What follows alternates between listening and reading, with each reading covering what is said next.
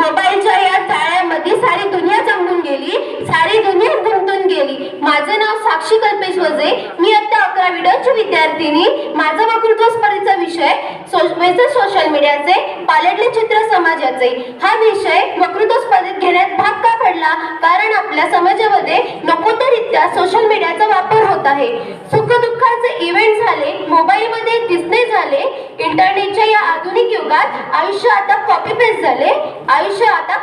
झाले, सकाळी उठल्यापासून ते रात्री झोपेपर्यंत प्रत्येक माणसाच्या हातात मोबाईल असतो। आताची लहान मुले मोबाईल दिशी तर जेवीन, मोबाईल दिशी तर शाळेत जाईन असे म्हणतात। असे का होते तुम्हाला माहिती आहे का? कारण मोठी माणसं त्यांच्या सोबत बसताना मोबाईल घेऊन बसतात।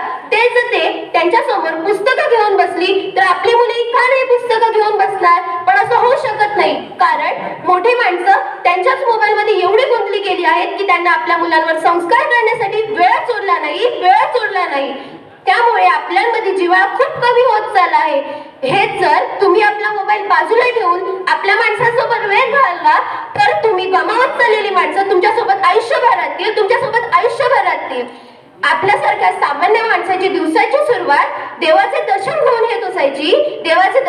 होत असायची, पण तीच सामान्य माणसाची दिवसाची सुरुवात मोबाईलचे दर्शन घेऊन होते। आपण म्हणताना असं म्हणतो मी मोबाईल चालवतो, पण खरं बघायला गेला तर मोबाईल आपल्याला चालवतो। प्रिय मोबाईल तू असा कसा रे? म्हणतोस तासनतास घेऊन बसा रे। जितका तू चांगला तितका तू वाईट, कोणाकडे ब्लॅक तर कोणाकडे वाईट। उपयोग झाला नीट तो इन्फॉर्मेशन, टाइमपास केला तर तू मोठं कन्फ्युजन। तुझ्यामुळे सोशल मीडियात वाढलाय कहर, जो तो आहे आपल्या धुंदीमध्ये दहर।